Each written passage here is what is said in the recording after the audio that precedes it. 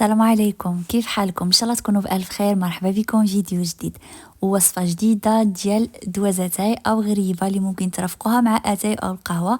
اقتصادية لذيذة بزاف. ولكن قبل نذكركم باخر وصفة نزلت على قناة وكانوا طريقة عمل هاد ميني كيك اللي بلا طحين وغير بيضة وحده كنحصلوا على 12 حبة ديال ميني كيك. الحجم ديالهم متوسط، راه ما كيجيوش يستيتوين في مرة وماشي الكبارين، كيجيو هائلين. وصفة رائعة بزاف ولذيذة، نقدموهم في حفلات ديال اعياد الميلاد، نقدموهم للضيوف ديالنا، نعملوهم لوليداتنا.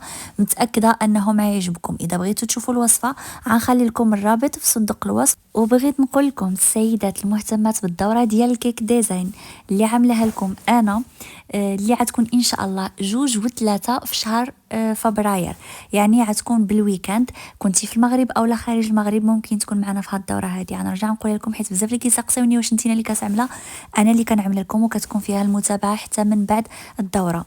واخا تكون عمرك ما عدلتي الطارطه ممكن تعدل كيك ديزاين بطريقه احترافيه. حتى السيدات اللي بداو في هذا الميدان هذا وبغاو يطوروا من الخدمه ديالهم ممكن يكونوا معنا. دوره احترافيه ودوره شامله، يعني هاد الدوره هذه اللي غتاخدوها انا متاكده غتقدروا تعملوا كيف قلت طرطه بطريقه احترافيه، لا من حيث الشكل ديالها ولا من حيث المذاق ديالها. وانا دائما كنبقى على متابعه معكم، يعني الوقت اللي احتاجتوا شي حاجه وحالتوا شي حاجه ممكن تواصلوا معايا. الثمن ديال الدوره جد مناسب مقارنه مع الثمن ديال الدورات اللي كيكونوا اونلاين ديال كيك ديزاين. اذا بغيتوا مزيد من المعلومات غنخلي لكم الرابط ديال الواتساب ديالي في صندوق الوصف، ونخليكم مع الوصفه ديالنا ديال اليوم فرجه ممتعه. غنحتاج في المقادير كاس الزيت، كاس السكر، عندي هنا السكر فاني، 16 غرام خميره الحلويات، 3 حبات بيض، 2 معالق كبارين ديال زبده الفول السوداني، اما اللي كتباع جاهزه غير هي تكون بلا سكر، اولا اللي ممكن تعدلوها في الدار كطحنوا عفوا كتحمروا الكاوكاو ومن بعد كطحنوه مزيان حتى كيرجع بحال هيدا. وغنحتاج هنا الطحين على حسب الخليط. اول حاجه كنعملوا البيض،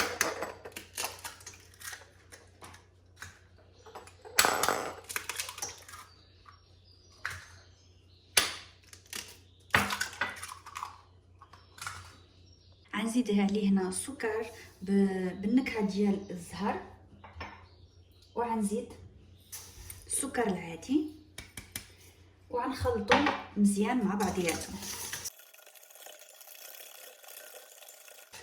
منين خلطتهم حتى دابو ديك الحبيبات ديال السكر، دابا غنضيف الزيت وغنزيد حتى زبده الفول السوداني. وقلت لكم الطريقه ديالها اذا ما كانتش عندكم متوفره جاهزه. فكيف قلت منين كطحنوها اذا فلتوا لكم واحد شويش، انا قلت لكم طحنوها حتى كتعلق، يعني كطحنوا ديك الكاوكاو حتى كيتعلق. ولكن اذا بقاو لكم شي طرطفات هيدا صحاحين ماشي مشكل، ممكن تخليوهم كيجيو في وسط الحلوى ظاهرين واحد شويه كيجيو مزيونين. وهنا كيف كتشوفوا كنرجعوا نخلطوا هذا الشيء هذا مزيان مع بعضياتهم، الزيت وزبده الفول السوداني او الزبده ديال الكاوكاو. منين خلطتهم مزيان مع بعضياتهم هنا في الاخير غنبدا نضيف الطحين شويه بشويه، وانا كنجمع العجينه ديالي. وما نساوش طبعا خميره الحلويات.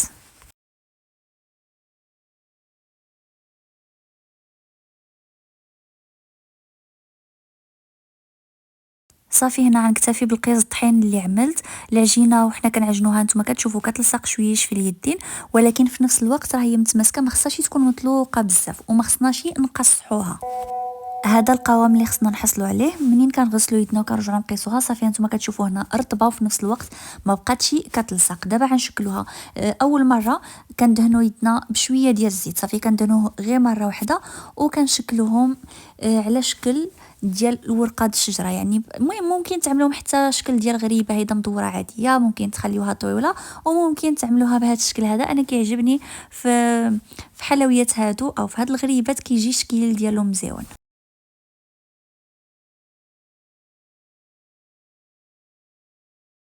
من بعد ما شكلتهم كيف كتشوفوا عملتهم في صينيه ديال الفران فيها ورق الزبده، وهنا خديت بيضه، عملت لها قهوه سريعه الذوبان، خلطتها مزيان وكندهن الوجه ديالهم بحال هيدا.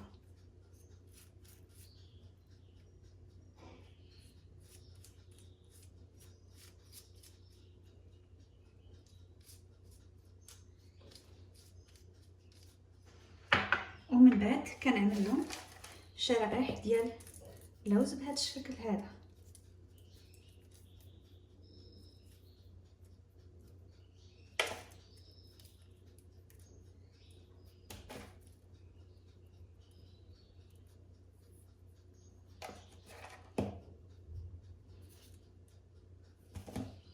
دابا غندخلهم للفران. الفران عملته على درجه حراره 190 مشعل من فوق ومن تحت.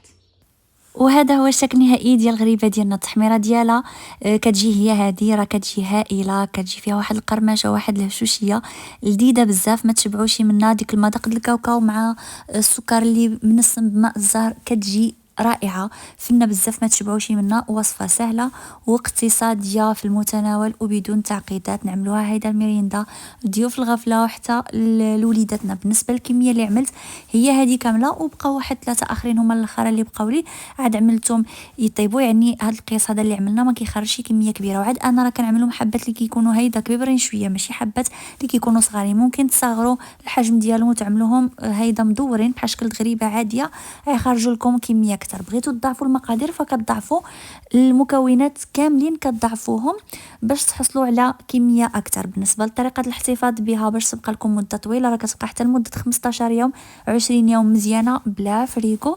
كتعملوها غير في واحد الطاسه اللي خصها تغلق مزيان، ويعني تحضيوها غير من الهواء وها هي كتبقى لكم مزيانه. نتمنى الوصفه ديال اليوم تنال الاعجاب ديالكم. تلاقاو في وصفه جديده غدا ان شاء الله.